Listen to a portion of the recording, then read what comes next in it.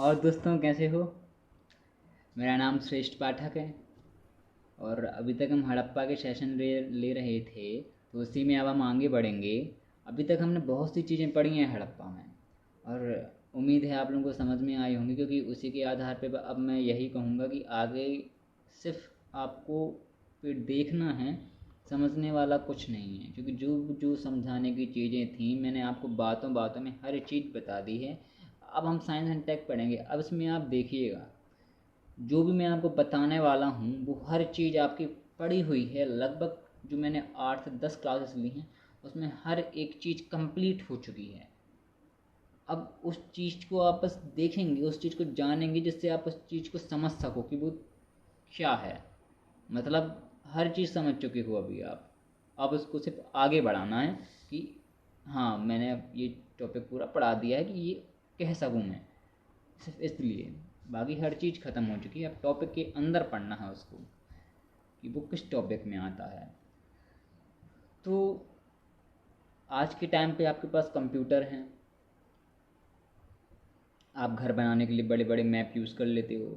लेकिन आज से 5,000 साल पहले क्या व्यवस्थाएं थीं कि लोगों ने दो दो मंजिला घर बनाए, शहरों को दो भागों में बांट दिया, वेस्ट साइड में ईस्ट साइड में, एक यूनिफॉर्म पैटर्न में एक एक समानता देखने को मिलती है आपको पूरे शहर में। पूरा एक शहर जो है वो एक अच्छी तरीके से बसा हुआ है, ड्रेनेज सिस्टम, अलग अलग चीज़ें आपको देखने मिलती हैं जो कि खुद में एक चौंका देने वाली प्रश्न खड़े करते हैं कि उस समय इतने संसाधन ना होने के बाद भी, आज से 5,000 साल पहले उतने संसाधन ना होने के बाद भी इन लोगों ने इतनी अच्छी चीज़ें कर कैसे ली, इतनी विकसित चीज़ें विज्ञान के क्षेत्र में और अलग अलग चीज़ें जो भी अपन ने देखी, कि ये पॉसिबल कैसे है।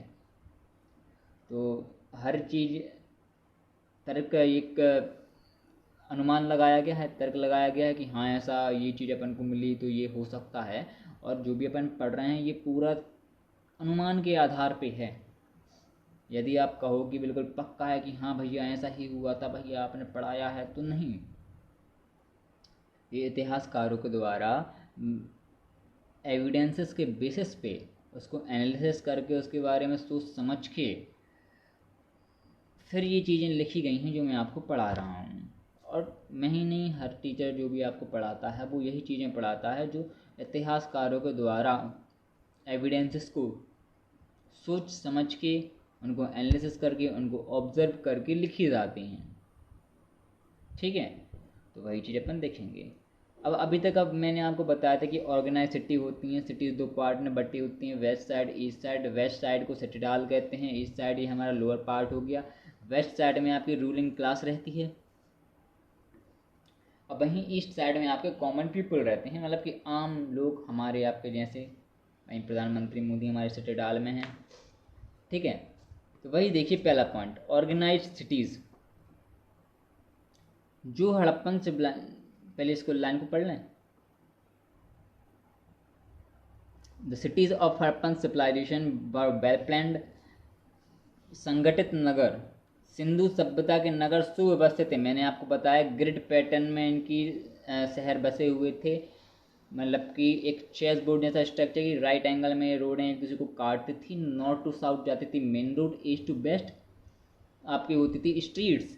ठीक है, ये मैंने आपको बताया था। तो ये एक वेल प्लान्ड सिटीज़ कहलाई, जिसमें ड्रेनेज सिस्टम भी था। डबल स्टोरेड हाउस, मतलब कि दो दो मंजिला की बिल्डिंग। आपका ग्रेट बाथ था, आपका अन्नागार था, मतलब कि ग्रेनरी। आपको लोथल जैसी जगहों पे डॉक यार्ड देखने को मिलते हैं। डॉक यार्ड जहाँ पे शिप्स मिलती हैं, आपको जहाज़ मिलते हैं, उस टाइम पे डॉक यार्ड मिले हैं। इसका मतलब ये है कि आप समुद्री मार्ग से एक्सटर्नल ट्रेड, बाहरी व्यापार किया करते थे।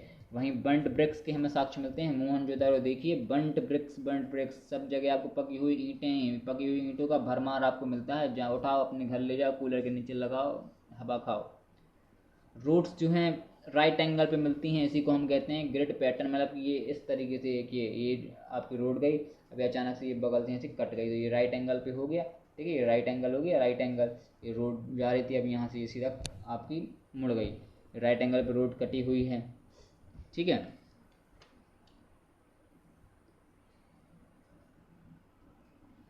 आपका प्रॉपर ड्रेनेज सिस्टम है, मैंने बता दिया है। ये सब कुछ क्या इंडिकेट करती हैं कि इस समय के लोग विज्ञान को समझते थे। क्या करते थे? विज्ञान को समझते थे। साथ ही साथ अर्बन प्लानिंग थी, मतलब कि शहर की जो व्यवस्था थी, शहर नगर नियोजन की जो व्यवस्था थी, वो एक बहुत ही बढ़िया तरीके से थी और ये लोग समझा करते थे इन चीज़ों को। देखिए यहाँ पे अब आप देखिए, ये देखिए शहर कितने बढ़िया तरीके से बसे हुए हैं। ऐसा नहीं है कि कहीं पे भी कुछ है, पूरा एक अच्छी तरीके से यदि आप इस इमेज को थोड़ा समझ पाएँ। ये बीच में देखिए ये बटे हुए हैं शहर, एक तरफ चटडाल, एक तरफ लोअर पार्ट। ये आपका डॉक यार्ड हो गया। इन नदियों को देखो बिल्कुल अलग कोने में एक डॉक यार्ड बनाया हुआ पूरी एक व्यवस्थित तरीके से, कि जहाँ आप अपने बोट्स वगैरह को रख पाएँ। ठीक है, ये देखिए ग्रेट बाथ हो गया आपका। ग्रेट बाथ में दोनों सीढ़ियाँ भी हैं। ग्रेट बाथ में होता क्या था कि मैंने देखो पूरा टॉपिक पढ़ा है ग्रेट बाथ को एक ओकेजनल किसी एक अच्छे दिन पे, जैसे पवित्र त्यौहार वगैरह अपन बोलते हैं, उस दिन इसको खोला जाता है, इसमें स्नान किया जाता है। नॉर्थ और साउथ दोनों तरफ से इसमें क्या है, लैडर्स हैं, स्टेयर केसेस हैं। और साथ ही साथ हमें ये भी देखने को मिलते हैं कि जो हमारा ग्रेट बाथ है उसके चारों ओर हमें कमरे मिले हैं। कमरों से यह अंदाज़ा लगाया गया है इतिहासकारों के द्वारा कि या तो ये पूजा घर हुआ करते थे कि नहा के निकलो अपना पूजा करो, या तो ये चेंजिंग रूम हुआ करते। ठीक है, वहीं केमिस्ट्री और मेटलर्जी, आप ब्रोंज बनाते हो, ब्रोंज कैसे बनता है, ये क्वेश्चन आप खुद सर्च कीजिएगा। लेकिन ब्रोंज क्या है, एक अलाव है जो कि दो मेटल से मिलके बनता है। ठीक है, तो ये जो स्मेल्टिंग प्रोसेस है कि दो दो जो आपके मेटल्स हैं उनको एक साथ मिलाया, उनको आपने ब्रोंज बनाया, उनको पिघलाया, स्मेल्ट किया। ठीक है, ये जो केमिकल प्रॉपर्टीज़ हैं कि आपने टूल्स में यूज़ की, ब्रोंज की चीज़ें मिली हैं आपको, तो उसमें आप, तो ये कैसे कैसे पॉसिबल है? तो हाँ, हड़प्पा सिविलाइजेशन में लोगों ने ऐसा कर दिखा है। उन्हें केमिस्ट्री की, मतलब कि मेटल्स की क्या प्रॉपर्टीज़ होती हैं, किस मेटल को क्या में, कुछ मेटल्स थे जो उन्हें पता थे कि इसमें अपन ये मिलाएंगे तो ये होगा ऐसे, इसलिए तो उन्होंने ब्रोंज बना लिया। ठीक है, अलावा ये बना लेते थे। तो रसायन विज्ञान और धातु क्रम, सिंधु सभ्यता के लोगों को धातुओं को पिघलाने और कांसे जैसे मृत भांड बनाने की अच्छी जानकारी थी। उन्हें औजारों और आभूषणों में प्रयुक्त पदार्थों के रासायनिक गुणों का भी ज्ञान था। आपने देखे बीड्स, आइवोरी स्केच और अलग अलग चीज़ों से बने हुए हमें ज्वेलरीज मिलती हैं। तो ये कैसे, इन्हें जब केमिस्ट्री का ज्ञान होगा, रसायन का ज्ञान होगा, विज्ञान धातु विज्ञान का ज्ञान होगा इन्हें, साथ ही साथ मेटलर्जी, धातु का मतलब किस तरीके से आप एक मेटल को दूसरे में मिलाओगे तो होगा मेटल बनेगा, ये चीज़ें।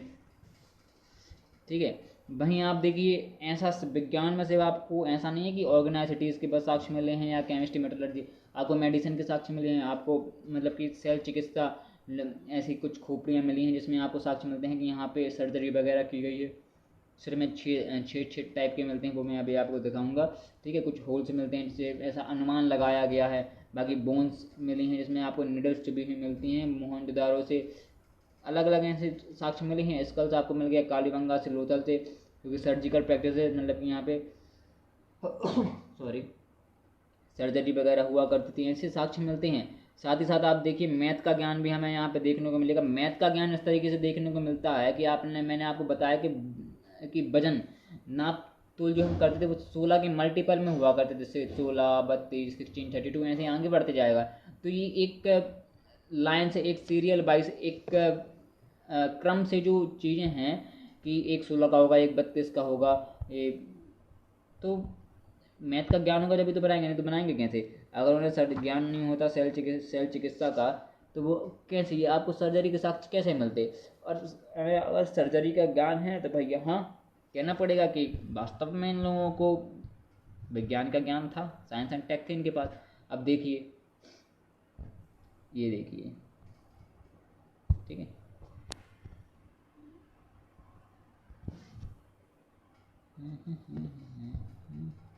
ये देखिए कि इनके दिमाग में छेद है, यहाँ से इनका दिमाग बाहर निकाला गया है। ये देखिए, इनके 4-5 दिमाग थे लगता है। ये देखिए भैया के कितने, ये सेल चिकित्सा के साक्ष्य हैं, आपको लोथर और कालीबंगा से देखने को मिलते हैं। ये इससे हमें पता चलता है कि लोग उस समय लोगों को सर्जरी का ज्ञान था, ठीक है, सर्जरी करने के प्रयास किए गए हैं। तो आज से 5,000 साल पहले भी ऐसी चीज़ें थीं जो आपको चौंका देंगी, और ये चीज़ हर व्यक्ति को पता नहीं होती हैं। आप लोगों को पता है क्योंकि आप लोग पढ़ रहे हो, और मुझसे नहीं किसी भी टीचर से पढ़ोगे, वो आपको पढ़ाएगा। मेरा कहने का मतलब है कि हिस्ट्री के बाद इन चीज़ों को आप इस सब्जेक्ट से जुड़े हुए तो आपको पता चल रही है, लेकिन आप किसी साइंस स्टूडेंट से पूछो तो वो ये चीज़ें नहीं पता, तो उसे यकीन ही नहीं होगा कि आज से 5,000 साल पहले भी भैया सर्जरी होती थी, ठीक है। बीट्स और मेजरमेंट,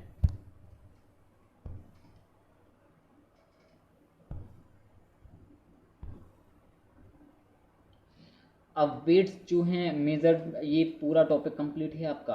ऑयस्टर सेल आपको कहाँ से मिलते हैं? मोहनजोदारो से। आइवोरी स्किल कहाँ से मिलते हैं? लोथल से। नापने की इकाई किसी चीज़ को मेजरमेंट करने के, वेट करने की। अब देखो अपन कुछ मस्ती करें। ये तो देखो, ये 16, 32, 16, 32 आगे ऐसे ऐसे ऐसे चलते जाएगा। ये देखो बड़े होते जा रहे हैं, मतलब कि 16 के मल्टीपल, 16 की टेबल पढ़ते जाओ, आप 160 तक पहुंच जाओगे भैया। 160, रेस खत्म। ऐसे देखो लाइन से है ना, ये छोटा परी, बड़ा परी, और बड़ा परी, और बड़ा परी, और बड़ा, ये बड़े होते जा रहे हैं। मतलब कि 16 के मल्टीपल में वजन चल रहे हैं, नापतोल की इकाई। जैसे आज के टाइम में बाट चलता है ना हमारा, उस प्रकार से ये जो हमें है आइवोरी स्केल के मिलते हैं मोहनजोदारो से, वो ऑयस्टर के मिलते हैं मोहनजोदारो से, और आइवोरी के बने हुए आइवोरी स्केल्स हमें मिलते हैं कहाँ से? लोथल से। अब बाजार इनका देखिए। अब ये भैया हैं जिन पे मैं निशान बनाए, छोटे भैया, इनने की शैतानी बगल वाली आंटी के साथ। बगल वाली आंटी ने कहा रुको रुको रुको रुको रुको, अब चलती हूँ तुम्हारे पापा के पास, तुम्हारे पापा दुकान पे होंगे। तो ये बगल वाली आंटी ये रहीं। अब ये गए इनके पास, ये बोलती हैं इनके पिताजी से कि यार भैया तुम्हारा लड़का तो यार बहुत शैतान है, हमरी गाय भगा दिया। तो इनके लिए पिताजी कर रहे हैं काम, बैठे हैं ग्राहक। पिताजी का मुंह देखो, इनके पिताजी का कितना मुंह बन गया। यार अजीब बात है, मैं यहाँ पे मेहनत कर रहा हूँ, पढ़ा लिखा रहा हूँ, तुम लोग को हड़प्पा सिविलाइजेशन बता रहा हूँ कि भाई ऐसे रहो, इतनी अच्छी चीज़ें सिखा रहा हूँ, मतलब तुम क्या कर रहे हो? तुम छुरी डकैती मार रहे हो, डकैत बनना है, चंबल चले जाओ ज़्यादा हो तो भैया का देखो मुंह बन गया, लेकिन फिर भी काम कर रहे हैं। ये वजन यहाँ पे एक में वजन, एक में सामग्री। ये भाई साहब ये कह रहे हैं कि हैं हमने दो वजन कम रखे और रखो। तब भैया को और गुस्सा आ गया कि यार यहाँ पे एक तो ये मेरा छोरा परेशान कर रहा है, मेरा लौंडा समझ नहीं रहा है, और वहीं ये कहने हैं कि तुमने वजन कम रखा है, ये बेवकूफ़ है क्या? भैया कहते हैं नहीं बेचना है सामान, घर जाओ, ठीक है। तो ये नाप तौल की इकाई हो गई। हर चीज़ समझाई हुई है आपको। अब मैं आपका मैं हर चीज़ समझाऊँ बिल्कुल, अब एक एक। तो पिछली 10 क्लासेस मैंने फिर ली ही क्यों? सील्स, पॉटरी, बीड्स, मतलब कि मुद्राएं, मिट्टी के बर्तन और मन के सील्स। अब आप कहोगे यहाँ पे सील्स का क्या काम, जब यहाँ पे बार्टर सिस्टम चलता था। हाँ बार्टर सिस्टम चलता था, लेकिन कुछ जगहों पे ऐसा देखा गया है सील्स भी यूज़ की गई हैं। सील्स का आमतौर पे यूज़ किया है आप अपने, मान लीजिए आप रहते हैं छतरपुर में, आप गए दिल्ली, उस टाइम पे जो व्यवस्था थी उसके हिसाब से अपन बात करेंगे, आज के टाइम पे नहीं। आप गए दिल्ली, छतरपुर में आपकी दुकान है कपड़ों की, आपको लेने दिल्ली से कपड़े गए। दिल्ली के अंदर जाने के लिए आपको दिखानी पड़ेगी मुद्रा कि आप भैया कहाँ से आए हो।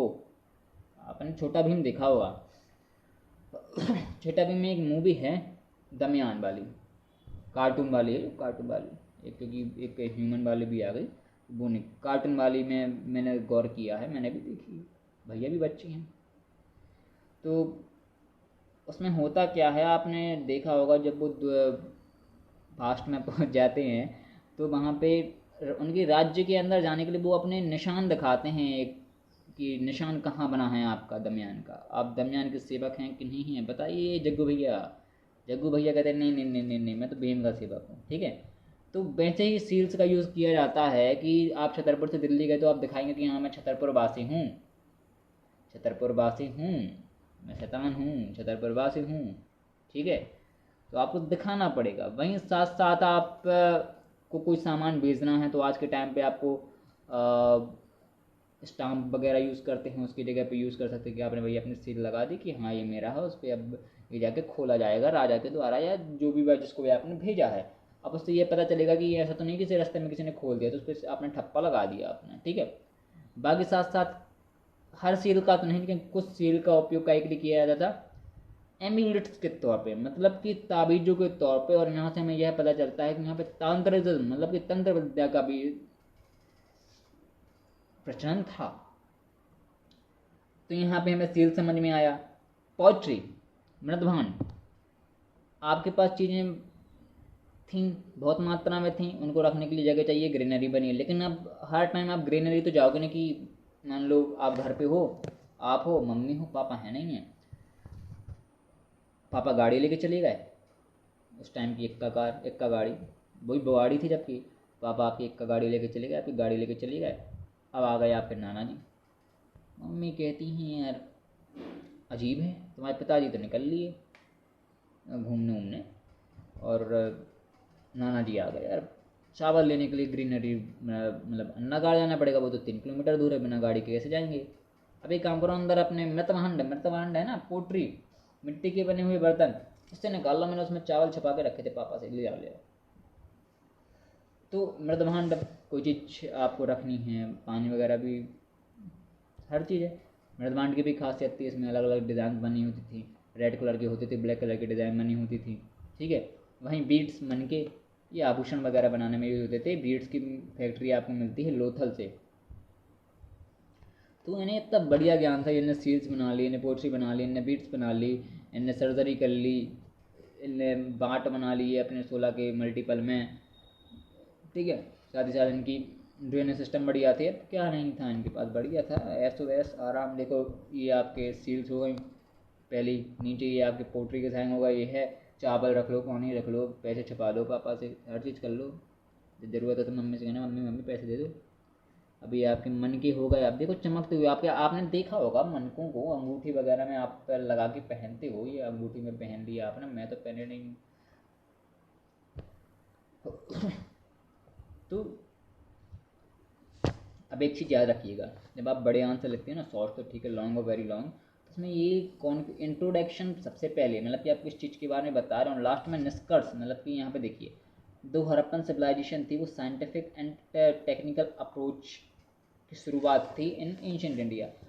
अब सबसे पहले यही चीज़ें साइंस आपको हड़प्पा सिविलाइजेशन में देखने को मिली, तो कंक्लूजन क्या आ गया, ये शुरुआत थी, ये बिगिनिंग थी क्या कि साइंस एंड टेक्नोलॉजी की। तो आपने निष्कर्ष निकला ये, तो ये चीज़ें आप बताओगे तो जो चेक करता है ना वहाँ पे, उस पर बड़ा इफेक्ट पड़ता है। अब विकास कैसे हुआ, अब आप एक चीज़ ध्यान रखिएगा, हड़प्पा सिविलाइजेशन की ज़्यादातर जो हमें साइट्स मिलती हैं वो अपने एक मैच्योर फेस की मिलती हैं, हड़प्पा मतलब कि एडवांस टैग वगैरह ऑन में पूरी परिपक्व मिलती हैं, अर्बनाइज्ड मिलती हैं। तो होता क्या है कि जो इसका ओरिज़न है, इस सभ्यता का ओरिज़न है, और इस सभ्यता में इसके विज्ञान की शुरुआत या किसी भी चीज़ की शुरुआत हो, वो उसका आंकलन कर पाना, उसका एनालिसिस कर पाना और तर्क लगा पाना या अनुमान लगा पाना थोड़ा कठिन हो जाता है। लेकिन फिर भी इतिहासकार हैं तो उन्होंने लगाए हैं, तर्क लगाए हैं, तो उनके बेसिस पे अपन पढ़ेंगे। लेकिन मैंने आपको ये चीज़ क्लियर कर दी है कि तर्क लगाए गए हैं, लेकिन अलग अलग हैं, क्योंकि जितनी भी हमारी साइट्स पाई गई हैं वो अपने एक एडवांस फेज पे चल रही थी, मैच्योर फेज पे चल रही थी। अब इसका एवोल्यूशन कैसे हुआ, ठीक है, क्या हुआ एवोल्यूशन, मतलब कि ये किस तरीके से आगे बढ़ी। 1921 में मैंने आपको बताया था हड़प्पा की खोज की किसने की, वो भी मैंने आपको बताया है। तो लगभग अभी तक 1560 समय मिल चुकी हैं, ठीक है। यहाँ तक कि इतिहास, लेकिन फिर भी आज के टाइम पे भी एक इसके ओरिजिन पे, इसकी मतलब कि सभ्यता जो है वो कहाँ से कैसे आई, कैसे उत्पत्ति हुई उसकी, कैसे उत्पन्न, काफ़ी क्वेश्चन है। लेकिन इसमें फिर भी हम रीज़न देखेंगे कि पहले तो हम देखेंगे क्या रीज़न है इसके, कि यहाँ पे काफ़ी लोगों के बीच विवाद है, ठीक है। एक स्कॉलर हैं वो कहते हैं कि नहीं नहीं भैया ऐसा नहीं है, ऐसा हुआ है, एक कहते हैं नहीं नहीं ऐसा हुआ। उसका पहला रीज़न तो है, देखो इसकी स्क्रिप्ट, इसकी स्क्रिप्ट आप देखिए, नीचे डायग्राम बना हुआ है, क्या आप इसको पढ़ पाएंगे, क्या लिखा है, द आई एम, कुछ समझ में नहीं आएगा, सारे चित्र टाइप के बने हुए हैं, उसी के बेसिस पे आप आकलन कर सकते हैं, वो मतलब मेरा कहने का मतलब है अनुमान लगा सकते हैं। लेकिन आप कन्फर्म नहीं बता सकते। तो स्क्रिप्ट क्या है, अभी तक पढ़ी नहीं जा सकी, क्या है, अनडेसिफाइड, पढ़ी नहीं जा सकी। साथ ही साथ आर्कोलॉजिकल एविडेंस की कमी, आपके पास उतने आर्कोलॉजिकल एविडेंस नहीं है। सिटीज़ भी जो आपकी पाई गई हैं वो आपकी एडवांस फेस में है, मतलब कि आपकी मैच्योर हो चुकी हैं। डेवलप्ड सिटीज़ पाई गई हैं तो आप उतनी चीज़ें नहीं बता सकते, क्योंकि डेवलप्ड सिटीज़ का मतलब है कि और हज़ारों साल पहले इसका ओरिजिन हुआ था। हज़ार हो सकता है यहाँ पे भी 5,000 साल पहले हुआ हो, होने को कुछ भी हो सकता है भैया। कलयुग, हाँ जब कलयुग अलग था, ठीक है। तो इनएडिक्वेसी ऑफ आर्कोलॉजिकल एविडेंस, प्राकृतिक प्रमाणों की अपर्याप्तता और क्षैतिज खुदाई, मतलब कि आप सीधे सीधे खोद रहे हो और गहराई में जा नहीं रहे हो तो और कोई चीज़ें नहीं मिलेंगी। अच्छा, इससे एक चीज़ याद आई, क्या होता है हिस्ट्री में कहावत है, आप जितना नीचे खोदोगे उतने पुराने समय में जाओगे। आपको मोहनजोदारो वाले क्षेत्र में जब खुदाई चल रही थी तो ऊपर की ओर आपको बुद्ध के बुद्धिज्म के साक्ष्य मिलते हैं। तो कहा गया कि ऐसा था क्या कि मोहनजोदारो के वक्त बुद्धिज्म के साक्ष्य, ऐसा क्या यहाँ पे उस स्थल पे आपको बौद्ध के साक्ष्य मिल रहे हैं? क्या उस समय बौद्ध थे? लेकिन नहीं थे, क्योंकि ये आज से 5,000 साल पहले की बात है और वो लगभग आपके 300 BC, मतलब ये 2500 BC के आसपास, ये 400-300 BC के आसपास की बात हो गई, 500 BC के आसपास के बाद की बात हो गई। तो ऐसा क्यों?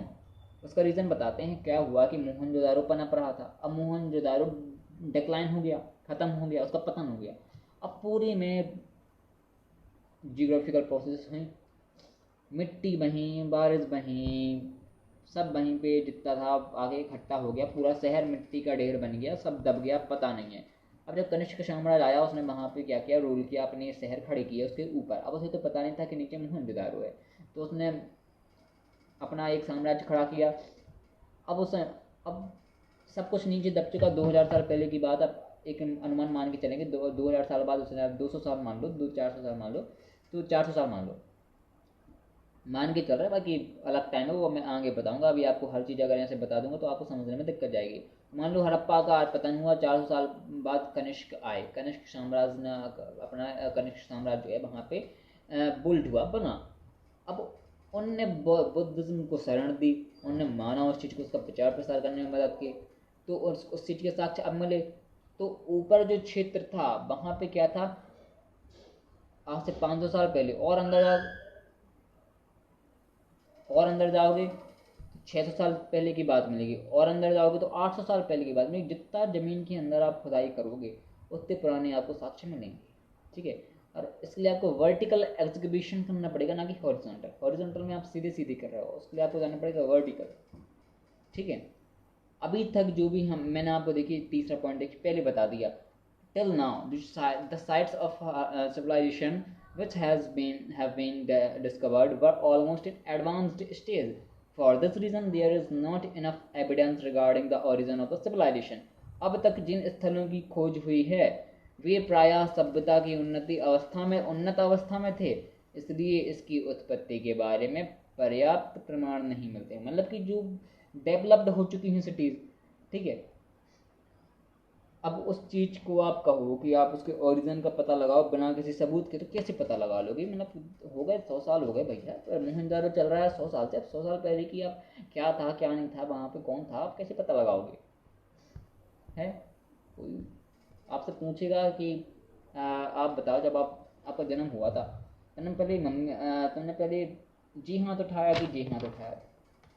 तुम्हारा मन करेगा कि तुम भैया उसी पे हाथ उठा दो, करेगा कि नहीं करेगा? मेरा भी करेगा कि दे ही दो एक अच्छा। भैया तो क्या सवाल पूछ रहे हो, हमें मम्मी पापा को याद नहीं होगा कि कौन सा हाथ उठाया? तो तुम मुझसे पूछ रहे हो कि मैं तो भैया इतना सा नन्ना मुन्ना राही हूँ, देश का सिपाही हूँ, और तुम मुझसे कह रहे हो कि ये हाथ उठाया था कि ये हाथ उठाया था, कि मैं दोनों ही हाथ तुमको उठा देता हूँ। वही मोहनजोदारो की सब हड़प्पा सिविलाइजेशन के साथ है कि हम भैया एडवांस हो गए हैं, तुम क्यों हमारे पीछे पड़ रहे हो, जब तक हम डायपर भी पहनना नहीं जानते थे, ठीक है। ये चीज़ें हो गई। Foreign origin and theory of endogenous origin. अब एवोल्यूशन की अलग अलग थ्योरियाँ आई, कुछ ने इसको जोड़ा हमारे फॉरेन कल्चर से, मेसोपोटामिया से जोड़ा। कुछ ने कहा नहीं नहीं नहीं नहीं, मेसोपोटामिया क्यों जा रहे हो, वो तो बच्चे थे, तुम इधर आओ, इंडोजेनियस हमारा स्वदेशी ही उत्पत्ति है, हमी ने इसको बढ़ाया है, बोतल से दूध पिलाया है, हमी ने इसको बड़ा किया है, ठीक है। In relation to the origin of Harappan civilisation two types of theories are prevalent, लेकिन दो प्रकार की थ्योरी चलती हैं, एक फॉरेन ओरिजिन की, जिसमें फॉरेन ओरिजिन में आपके सुमेरियन सुमेरियन मेसोपोटामिया सभ्यता को कहा जाता है, या फिर उसी को कहा जाता है थ्योरी ऑफ एक्सीडेंटल ओरिजिन, और दूसरा कहा जाता है किसको, थ्योरी ऑफ नेटिव ओरिजिन। अब नेटिव ओरिजिन में कुछ हैं कि आर्यन ओरिजिन थी, द्रविडियन ओरिजिन थी, कि ईरानो बलूची कल्चर था, कि आपका सोथी कल्चर था, अलग अलग हैं। ठीक है, अब यहाँ पे ये देखिए नोट है एक, अपन देखे 500 का note. The theory of origin from Irano-Baluchi culture and Soti culture can also be called theory of gradual origin। जो ये आपकी ये दो थ्योरी है ना, सी और डी नंबर की, इनको ग्रेजुअल ओरिजिन की भी थ्योरी कहा जाता है। ठीक है, वो भी मैं आपको बताऊंगा। ग्रेजुअल ओरिजिन की थ्योरी का मतलब सीधा सीधा है कि प्री कल्चर, मतलब कि हमसे आप मान लो आज के टाइम पे आप देखते गांव जो शहर हैं वो और विकसित हो जाते हैं, महानगर बनते जा रहे हैं, और जो गांव हैं वो शहर की ओर रुख मोड़ रहे हैं, और वहाँ पे सिटीज़ में गांव क्या हो रहा है, शहर बनते जा रहे हैं, और शहर क्या महानगर। वैसा ही जो गांव वाला क्षेत्र था वहाँ पे बिल्डिंगें बन गई, अलग अलग चीज़ें। तो ग्रेजुअल ओरिजिन, जैसे पोर्ट डेजी है, वो एक शहर बन गया, आप शहर देखने मिलेगा आपको, ऐसा एग्जाम्पल दे रहा हूँ। तो पहले अपन फॉरेन कल्चर ओरिजिन पढ़ेंगे। देखो, अलग अलग इतिहासकारों ने अलग अलग चीज़ें मानी हैं। तो गॉर्डन चाइल्ड, ठीक है, गॉर्डन चाइल्ड, ये नाम लिखे हैं आपको इतिहास,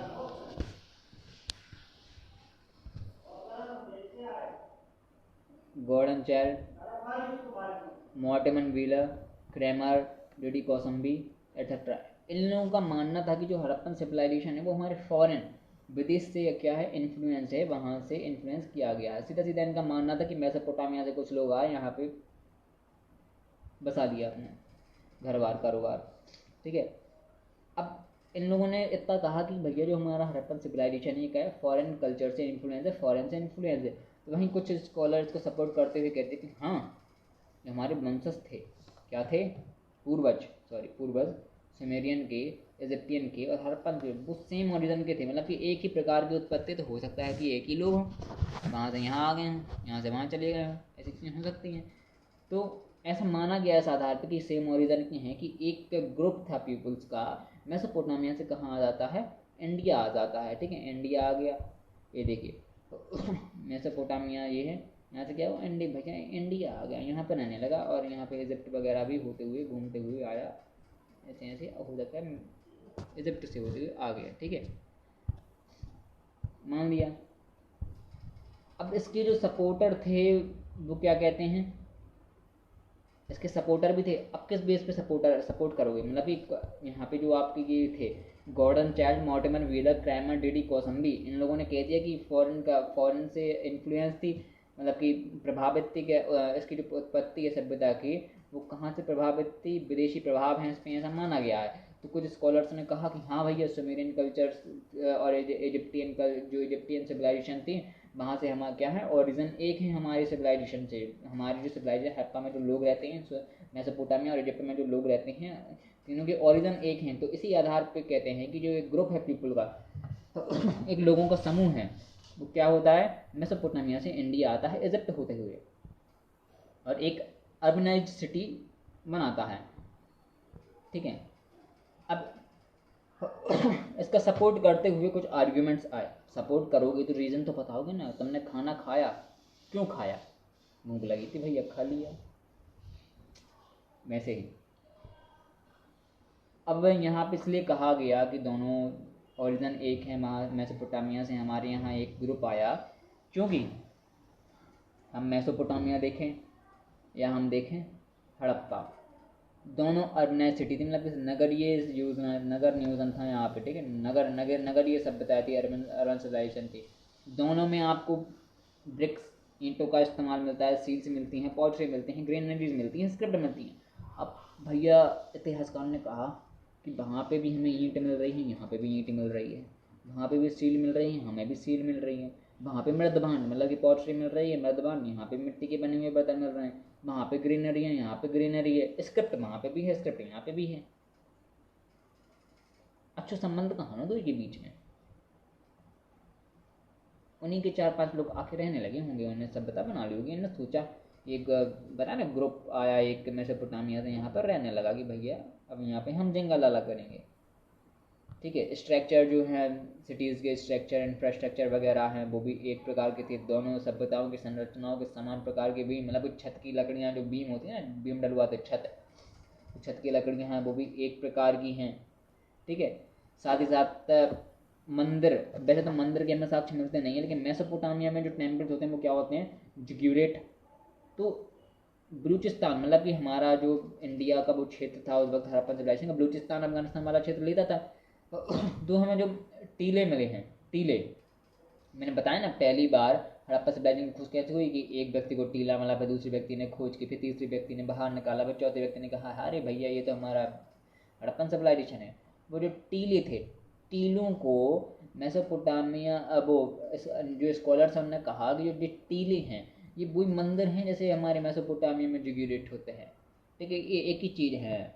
ठीक है, बलूचिस्तान में पाए गए टीले की संरचना मेसोपोटामिया के जिग्यूरेट मतलब कि मंदिर से मिलती जुलती थी। लेकिन अब एक चीज़ आप खुद सोचो, सील्स का साइज, वो सील्स का शेप हमारे यहाँ क्या था, उनके यहाँ क्या था, ये भी चीज़ मैं नीचे बताऊंगा। मैं अभी दिमाग पर जोर डालूंगी, मैंने बताई हुई चीज़ें हैं पुरानी क्लासेस में। सील्स का साइज, स्क्रिप्ट वहाँ की पढ़ी जा चुकी है, यहाँ की नहीं पढ़ी जा चुकी। ठीक है, और क्या था आपका ऊपर देखो, मृदवांड के जिग्यूरेट, यहाँ पे हमें मंदिर के साक्ष्य मिलते ही नहीं है हमारे यहाँ, उनके यहाँ जिग्यूरेट थे। जो वहाँ मेसोपोटामिया होता क्या है कि वहाँ पे सुंदरता पे ज़्यादा फोकस किया गया कि सिटी अच्छी दिखनी चाहिए। हमारे यहाँ वेलफेयर पे फोकस किया गया कि लोगों का कल्याण होना चाहिए, यूटिलाइज होना चाहिए, उसका यूज़ होना चाहिए। ठीक है, अब देखो there is a substantial difference in the urbanisation of both cities, मतलब कि हमें यहाँ पे नगरीय जो पर्याप्त अंतर देखने को मिलते हैं।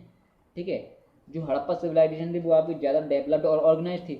अब ये बताओ, हड़प आप कहते हो कि मेसोपोटामिया से एक ग्रुप ऑफ पीपल आया, मतलब ग्रुप आया लोगों का यहाँ पर रहने लगा, तो वो उसी तरीके से रहेगा जैसे वहाँ पे रहते हैं, उल्टा थोड़ा कम ही डेवलप्ड होगा क्योंकि वहाँ का ग्रुप है पूरा, वो तो हैं सारे लोग तो आने गए कि बढ़िया इंजीनियर आ गए, बढ़िया डॉक्टर आ गए, तो कम ही डेवलप्ड होगा उससे। लेकिन हड़प्पन सिविलाइजेशन क्या थी, वहाँ से भी डेवलप्ड थी। तो ऐसा होना तो मुमकिन नहीं है कि वहाँ के लोग आके इतना बढ़िया डेवलप्ड रहने लगें। वहीं हम देखेंगे जो हमारी हड़प्पन सिविलाइजेशन की जो ज़्यादातर बिल्डिंग थी काय की थी, पकी हुई ईंटों की थी। और वहीं सुमेरियन कल्चर में, सुमेरियन सिविलाइजेशन में, मतलब मेसोपोटामिया में कच्ची ईंटों से बनी हुई थी या फिर सूर्य से सूखी हुई ईंटों से।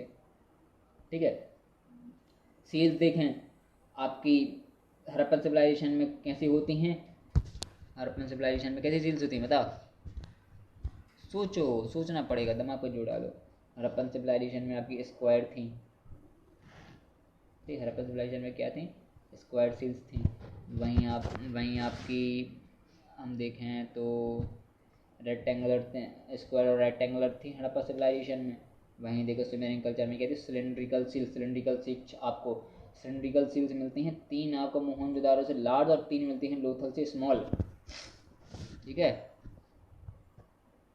शेप टाइप स्ट्रक्चर पोट्री पूरी ही अलग थी।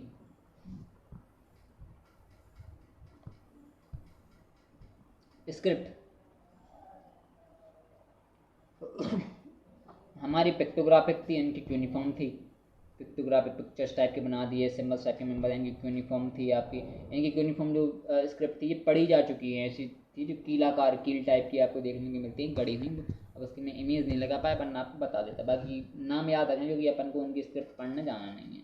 ठीक है, सुमेरियन कल्चर की थी यूनिफॉर्म मतलब कि कीलाकार लिपि, और हमारी थी पिक्टोग्राफिक मतलब कि पिक्चर्स बनी थी जो कि अभी तक नहीं पढ़ी जा सकी। अनुमान लगाए हैं कुछ। एक व्यक्ति थे जिनने कहा है कि भैया मैंने पढ़ ली, जिनको फादर हेनरी कहा गया कि मैंने तो पढ़ ली, हड़प्पन सिविलाइजेशन पढ़ ली, उसको तमिल में ट्रांसलेट भी कर दी, लेकिन अभी तक नहीं पढ़ी जा सकी। तो भैया की बातें बकवास है, मतलब हेनरी भैया की बातें बकवास है, मेरी नहीं। अब वहीं आप देखें तो हमें टेम्पल्स के एविडेंस नहीं मिलते हैं वहाँ पे, और हमें सुमेरियन कल्चर में एविडेंस मिलते हैं जो ग्रेट। ठीक है, अब कंक्लूजन क्या निकलता है तो इसको हम पढ़ते हैं। थर्स इट इज़ क्लियर डैट की जो थ्योरी है सुमेरियन ओरिजिन की वो उतनी लॉजिकल नहीं है, मतलब कि तार्किक रूप से उसको स्वीकार नहीं किया जा सकता, उसको स्वीकार नहीं कर सकते क्योंकि भैया चीज़ें डिफरेंट हैं। तो मेसोपोटामिया के लोग तो यहाँ नहीं आए थे। अब भैया तुम ये जरूर कहते हो कि हड़प्पन सिविलाइजेशन वहाँ गया था, तो एक बार सोच सकते हैं कि हम गया होगा, यहाँ के डेवलप्ड थे उनसे ज़्यादा। हाँ, लेकिन सुमेरियन कल्चर के भैया इतनी नो नो नो नो, अच्छा नहीं हो सकता। अब नेटिव ओरिजिन में मतलब कि यहीं से हमारे उसी क्षेत्र से चीज़ें विकसित हुई, ऐसा मान सकते हैं। ठीक है, तो नेटिव ओरिजिन में आप देख सकते हो, इतिहासकार का नाम जरूर याद रखना, बीबी लाल, SR राव, जगपति जोशी, साथ ही साथ TN रामचंद्र। ये जो हैं मानते हैं कि आर्यन ओरिजिन था, मतलब कि आर्यंस आए थे, आर्यनों के द्वारा उसका विकास किया गया। ठीक है, कुछ स्कॉलर्स मानते हैं कि जो किसके द्वारा, वैदिक आर्यन हम पढ़ते हैं, वैदिक एज में आर्यन, उन्हीं के द्वारा ये क्या की गई थी, विकसित की गई थी। अब क्यों मानते हैं ये हम देखते हैं।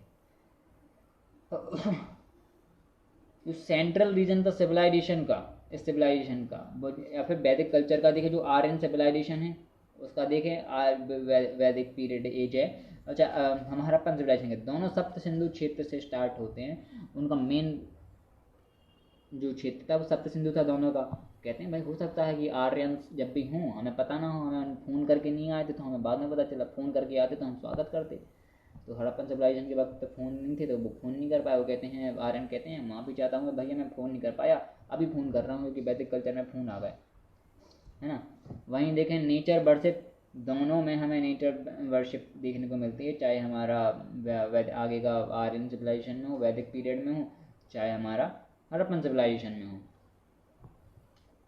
हॉर्सेस एंड फायर एल्टर्स दोनों जगह साक्ष्य मिलते हैं। हालांकि हॉर्सेस के साक्ष्य हमारे जो आपका जो पीरियड था हड़प्पन सिविलाइजेशन का, वहाँ पे थोड़ा विवादित है, लेकिन फिर भी कुछ साक्ष्य मिलते हैं। तो हाँ, फायर एल्टर्स और हॉर्सेस दोनों साक्ष्य मिलते हैं आपको। अग्निकुंड वैदिक पीरियड था, वहाँ पे पूजा पाठ धीरे धीरे लेटर वैदिक पीरियड तक चीज़ इस्तेमाल होने लगी थी, यज्ञ वगैरह धीरे धीरे धीरे। ठीक है, हरियूपिया, हरियूपिया किसके लिए, एक हरिप्रिया वर्ड है ऋग्वेद में, जो कि माना गया है कि ये हड़प्पा के बराबर है या फिर हड़प्पा के लिए ही यूज़ किया गया है ऋग्वेद में।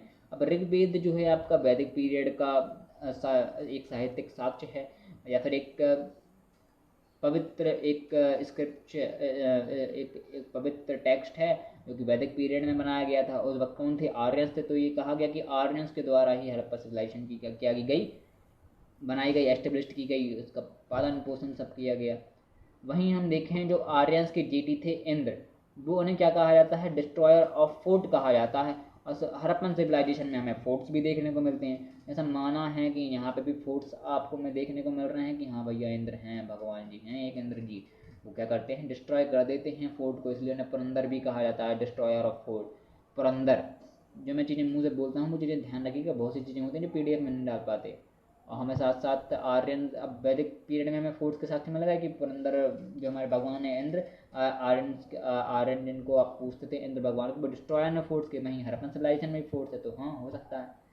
हालांकि दोनों कल्चर अलग अलग थे, टाइम पीरियड ही अलग था पहला तो। ठीक है, क्योंकि कुछ स्कॉलर्स ने कहा कि जो हमारा हड़प्पन सिविलाइजेशन और वैदिक कल्चर का जो क्षेत्र था वो सप्त सिंधु था, लेकिन होता क्या है, जो हड़प्पन सिविलाइजेशन का था क्षेत्र वो आपका सरस्वती रिवर वाला क्षेत्र था, मेनली सप्त सिंधु से ज़्यादा क्षेत्र था सरस्वती रिवर का। वहीं वैदिक पीरियड में सप्त सिंधु क्षेत्र था, तो दोनों का रीजन अलग हो गया, जो क्षेत्र है वो अलग हो गया, तो भैया सिविलाइजेशन भी अलग हो गई, मतलब दोनों सभ्यताएं भी अलग हो गई। ठीक है, वहीं आप देखें कि हड़प्पन सिविलाइजेशन अर्बन था, वैदिक कल्चर आपका रूरल था, दोनों में डिफरेंस। क्वेश्चन आता है वैदिक पीरियड और हड़प्पन सिविलाइजेशन को कंपेयर करने का, हमेशा याद रखिएगा, मैंने बीच में एक टेस्ट लगवाया था लोगों को, उसमें मैंने डाला था क्वेश्चन, हड़प्पन सिविलाइजेशन मैट्रियार्चल थी, मतलब यहाँ पे मात्र सत्तात्मक थी। वहीं वैदिक पीरियड में आप देखिए कि जो फैमिली होती हैं, फैमिली का जो हेड होता है वो आपका कोई आदमी ही होगा, लड़का ही होगा, मतलब पैट्रियार्चल सोसाइटी थी, सीधा बात ये, पितृसत्तात्मक थी। ठीक है, महिलाएं हेड नहीं होती थी उस वक्त, फिर भी स्थिति बढ़ जाती है, ऐसी बात नहीं है। वहीं आप देखें कि लेटर वैदिक पीरियड में आपको आयरन के साक्ष्य मिलते हैं, लोहे के साक्ष्य मिलते हैं, लेकिन हड़प्पन सिविलाइजेशन को लोहे का ज्ञात नहीं था, लोहे का ज्ञान नहीं था। वहीं वैदिक जो हमारे पीपल थे उन्हें स्क्रिप्ट वगैरह की नॉलेज नहीं थी। वैदिक पीपल जो थे, यदि वो एजुकेशन में इनकी थी वो वर्बल थी, वो मुंह से बोल के सिखाते थे। उनके जो गुरु थे वो उन्हें पढ़ाते थे, वो उन्हें सीखते थे। कोर्सेज बहुत थे, आज के टाइम में जैसे कोर्स चलते हैं एमएससी बीएससी बीटेक एमटेक फलाना ढमकाना, उस वक्त अलग अलग कोर्सेज थे, ये कोई विद्या अलग विद्या, ठीक है, लेकिन सब मुंह से दी जाती थी, बोल के, लिखे हुए नहीं थी वैदिक पीरियड में। लेकिन हड़प्पन सिविलाइजेशन में हमें स्क्रिप्ट मिलती है, हालांकि वो बात अलग है कि भैया हम वो भी नहीं पढ़ पाए। वहीं देखें कंक्लूजन क्या निकलता है अब इसका। तो एपअप डिस्कशन से हमें सीधा सीधा पता चलता है कि वैदिक आर्यन अलग थे और हमारे हड़प्पन सिविलाइजेशन के क्रिएटर्स बनाने वाले अलग थे। पूरा पूरा प्रमाण हमें मिल चुका है। तो हम अगली थ्योरी पे आएंगे, द्रविडियन ओरिजिन पे। अब द्रविडियन ओरिजिन में राखलदास बनर्जी की और आपके सुनीति कुमार चटर्जी, राखलदास बनर्जी सुनीति कुमार चटर्जी कहते हैं कि जो हमारी जो हड़प्पन सिविलाइजेशन थी वो द्रविडियन ओरिजिन रखती है। अब इन्हें क्या कहा इस चीज़ के बारे में, वो कुछ बेसिस तो बताए होंगे, ऐसा क्यों?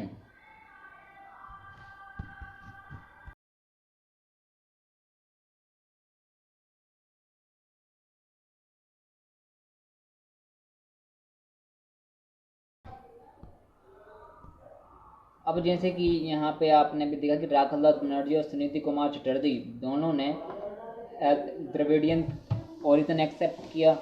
तो उसमें क्या इन्होंने कहा कि क्यों, ऐसा क्यों, रीजंस बताएंगे ना। तो इनने रीज़न दिया कि जो स्क्रिप्ट थी हड़प्पन सिविलाइजेशन की वो हमारे द्रविडियन स्क्रिप्ट से, द्रविडियन जो लैंग्वेज थी उनकी ब्रवी उससे मिलती जुलती थी।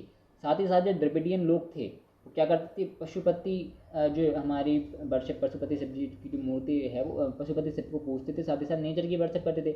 वहीं हड़प्पन सिविलाइजेशन में नेचर वर्शिप के साक्ष्य मिलते हैं, साथ ही साथ शीर्ष मिलते हैं, इसमें पशुपति शिव बने हुए होते हैं, वो हमने पढ़ा है। वहीं हम ये पॉइंट तो ठीक है, ये पॉइंट हटा दो आप, चौथा ये तब मतलब का नहीं है आपका। ये अगला पॉइंट देखिए, ये द्रविडियन जो है ये मैट्रिलिनियल सिस्टम था, मतलब मात्र सत्तात्मक, द्रविडियन हूँ या हड़प्पा हूँ दोनों ही मात्र सत्तात्मक सोसाइटी थी, ठीक है।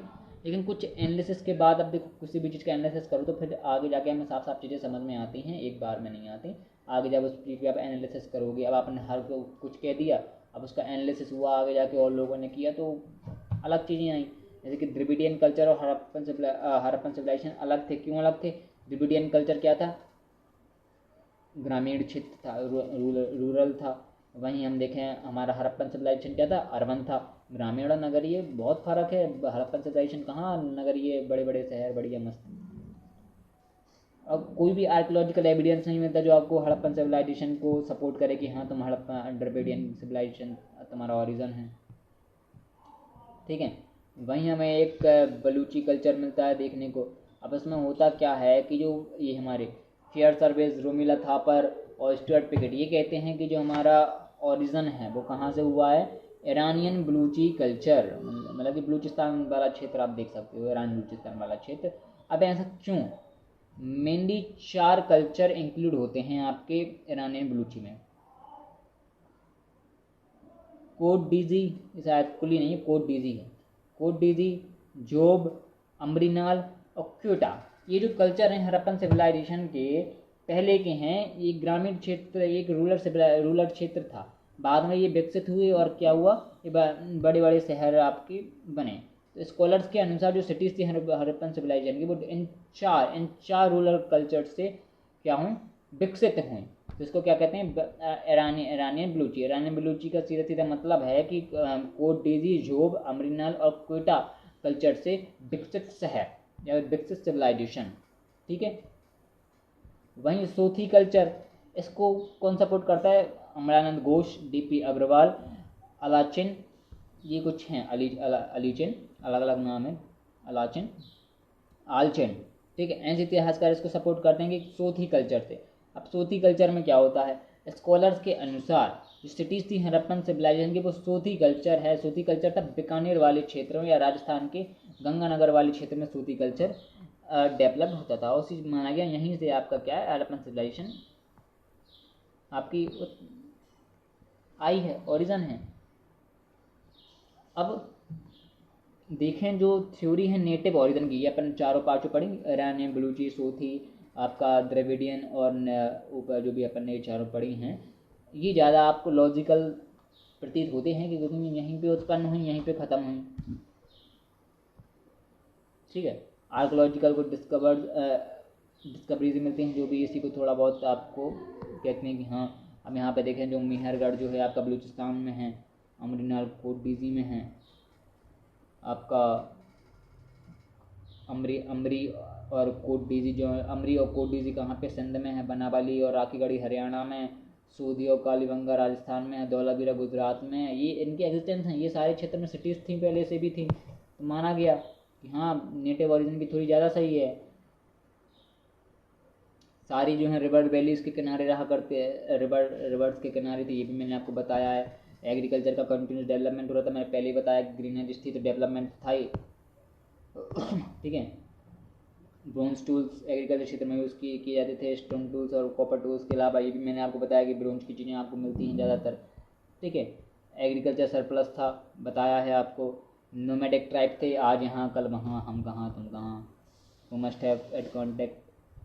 ठीक है, एक्सटर्नल, ये पूरी देखो चीज़ें पढ़ाई हैं तो मैं भी तब बताने वाला नहीं हूँ हर चीज़। एक्सटर्नल ट्रेड, एग्रीकल्चर ज़्यादा था, आप एक्सटर्नल ट्रेड करते थे, इंटरनल ट्रेड दोनों करते थे। नॉर्मल पीपुल का तो आप एक जगह पे कभी रहते नहीं थे, तो इकोनॉमिकली अच्छा था। आप आज यहाँ पे हैं तो कल मैसोपोटामिया में जाके आप व्यापार कर रहे हैं। ठीक है, इकोनॉमिक एडवांटेज क्या था, अर्बन डेवलपमेंट हुआ आपका। अब आप एग्रीकल्चर सरप्लस है, आप यहाँ से जा रहे हो दूसरी जगह, आप वहाँ पे आप अपनी चीज़ें का व्यापार कर रहे हो, आपको मुनाफा हो रहा है, तो आप अर्बनाइजेशन की ओर जाओगे। ठीक है, तो रूरल कल्चर था क्या, वो अर्बनाइजेशन की ओर गया। तो जो ऐसा कहा जा सकता है इन सबके बेसिस पे कि जो प्री हड़प्पन कल्चर था, मतलब ये कोटडीजी, अमरीनाल, झोब जो भी ये थे, ये हमारे हड़प्पन सिविलाइजेशन के पहले वाले कल्चर, प्री हड़प्पन कल्चर। तो जो प्री हड़प्पन जो ये रूरल कल्चर था, यही डेवलप्ड हुआ है हड़प्पन कल्चर में। ठीक है, और यह पॉसिबल है कि जो मेसोपोटामियन एलिमेंट हैं उसका, देखो पॉसिबल हर चीज़ है, हो सकता है मेसोपोटामिया का कुछ ना कुछ योगदान रहा हो। आप थे नहीं थे, मैं था नहीं था, अनुमान है। लेकिन जो इन्फ्लुएंस है मेसोपोटामिया का, वो कॉमर्शियल और कल्चरल एक्सचेंज में देखा गया। मतलब कि अब मैं हूँ, या मान लीजिए हाँ जब मैं हूँ, मैं गया मेसोपोटामिया, अब मैं गया वहाँ पे, मैंने देखा कि भैया यहाँ पे ये त्यौहार मनाया जाता है, यहाँ पे ऐसी प्रैक्टिसेस होती हैं, अलग अलग चीज़ें, यहाँ पे कुछ टेक्निक्स, एग्रीकल्चर में अलग टेक्निक मैंने सीखी। अब मैं यहाँ आया तो मैंने वही चीज़ें स्टार्ट कर दी, मुझे वो चीज़ें आसान लगी। यहाँ पे कल्चरल एक्सचेंज या कॉमर्शियल एक्सचेंज हो सकता है, पॉसिबल है, यहाँ पे इसका इन्फ्लुएंस हो। ठीक है, ये हर चीज़ मैंने देखो पढ़ा दिया। अब बारी आती है डाउनफॉल की, तो डाउनफॉल हम अब आगे पढ़ेंगे। ठीक है, अब एक चीज़ और, मैंने लगभग हर चीज़ बताई हुई है। अब एक चीज़ है याद करने की, किस जगह से क्या मिला, वो मैं आपको ग्रुप में डाल दूँगा, वो आपको पढ़ना पड़ेगा। ठीक है, बाकी मैं ये आपका कल मैं ख़त्म कर दूँगा टॉपिक पूरा।